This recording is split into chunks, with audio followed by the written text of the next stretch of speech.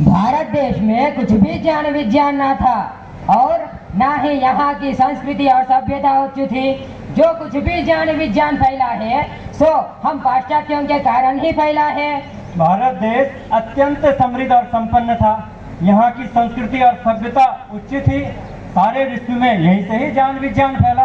तो आप कैसे सिद्ध कर सकते हैं कि भारत महान है? देखिए, किसी भी देश की महानता का कारण वहाँ के ज्ञान विज्ञान पर आधारित होती है। भारत की महानता का कारण वेद और वैदिक परंपरा रही है। सारे विश्व में वेद के माध्यम से ही ज्ञान विज्ञान फैला। तभी तो मनु महाराज ने कहा है, सर्वेषां सतु नामानि कर्माणि च पृथक पृथक वेद शब्देभ्य एवादौ पृथक संस्थाश्च निर्ममे। वर्तमान काल के सुप्रसिद्ध संत महर्षि दयानंद सरस्वती जी अपने कालजयी ग्रंथ सत्यार प्रकाश में लिखते हैं, यह निश्चय है कि जितनी विद्या और मत भूगोल भर में फैले वे सब आर्यावर्त देश से ही फैले। और आगे वे लिखते हैं, यह आर्य भूमि ऐसा है जिसके सदृश भूगोल में अन्य कोई देश नहीं है, इसीलिए इस भूमि का नाम सुवर्ण भूमि है। इस प्रकार हम कहते हैं कि भारत देश महान है। वेद तो गडरियों की गीत है, इससे हमें क्या शिक्षा मिलेगी? वेद गडरियों की गीत है, ऐसा आप मानते होंगे, क्योंकि वेद विषय का अध्ययन आपका न्यून है। जिसने भारतीय पद्धति से वेद का अध्ययन किया वे जानते हैं कि वेद में अनेकों शिक्षाओं का भरमार है। आप अपनी वेदों की इतनी बढ़ाई करते हो, तनिक यहाँ तो बताइए कि वेदों में से आपने कौन सी शिक्षा ग्रहण की है? हमने वेदों से नाना प्रकार की शिक्षाएं ग्रहण किया है। वेद कहता है, मित्रस्य अहं चक्षुषा सर्वाणि भूतानि समीक्ष्य, मैं सभी प्राणियों को मित्र की दृष्टि से देखो। आगे वेद कहता है, संगच्छध्वं सम्मदत्वं संवो मनसि जानताम्। देखिए, इस मंत्र में वेद उपदेश दिया है कि तुम सब मिलकर चलो, तुम सबके मन विचार और वाणी एक हो। ऋतस्य पंथा मनुपश्य, सभी मनुष्य सत्य मार्ग पर चले। आगे वेद कहता है, शृण्वन्तु विश्वे अमृतस्य पुत्राः, हे विश्व के अमृत पुत्र, परमेश्वर की दिव्य वाणी को सुनो। इस प्रकार हमने वेदों से नाना प्रकार की शिक्षा ग्रहण किया है। चलिए, आपने वेदों से नाना प्रकार की शिक्षाएं तो ग्रहण की है और आप लोग अपने आप को सभ्य भी कहते हो। क्या आप लोग इस बात को सिद्ध कर सकते हैं कि हमारे आने से पहले आप लोग सभ्य थे? हाँ, सिद्ध कर सकते हैं। एतस्मिन् आर्यावर्ते आर्यनिवासे ये ब्राह्मणाः कुम्भेधान्याः अलोलुपा अग्रह्यमाणकारकाः किंचिदंतरेण कस्याचित् विद्यायां पारंगताः तिष्ठाः। यह वचन महर्षि पतंजलि महाभाष्य में उद्धृत करते हुए अपने समय के इतिहास का वर्णन करते हुए कहते हैं, आर्यावर्ती ब्राह्मण बिना किसी कारण के सदाचार का पालन करते थे और वे अपरिग्रही आलस्य रहित कम समय में सूक्ष्म अति सूक्ष्म विद्या को ग्रहण करने में समर्थ थे। इससे सिद्ध होता है कि हमारे पूर्वज सभ्य थे। भले ही आप लोग सभ्य रहे हो, किंतु इस देश में हमारे आने के बाद ही भवन आदि बनाना प्रारंभ हुआ, अन्यथा आज भी आप लोग झोंपड़ी बना के रहते।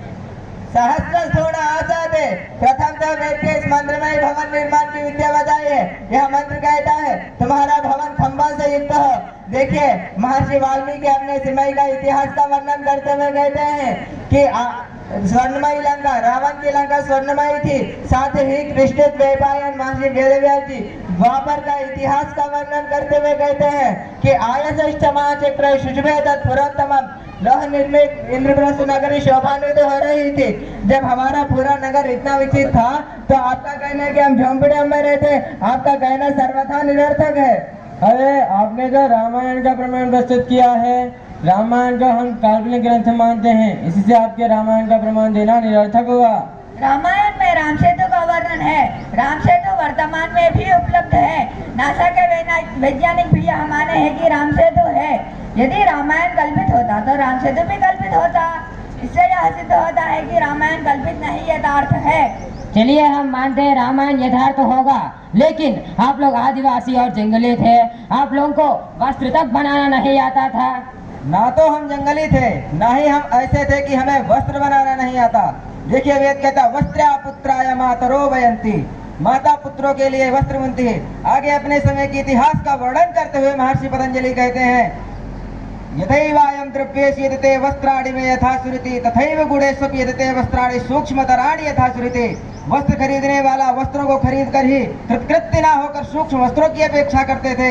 इससे यह पता चलता है कि भारत में सूक्ष्मतर वस्त्र बनाने की विशिष्ट कला विद्यमान थी। आगे भाष्यकार कहते हैं, काशी कश्य मूल्य मन्नत मथुरा याह मूल्य मन्नत। काशी में मथुरा में बनने वाले कपड़ों की कलाकृति के आधार पर उनके मूल्यों का निर्धारण होता था। इससे यह पता चलता है कि भारत वस्त्र बनाने में पहले से ही सिद्धहस्त था।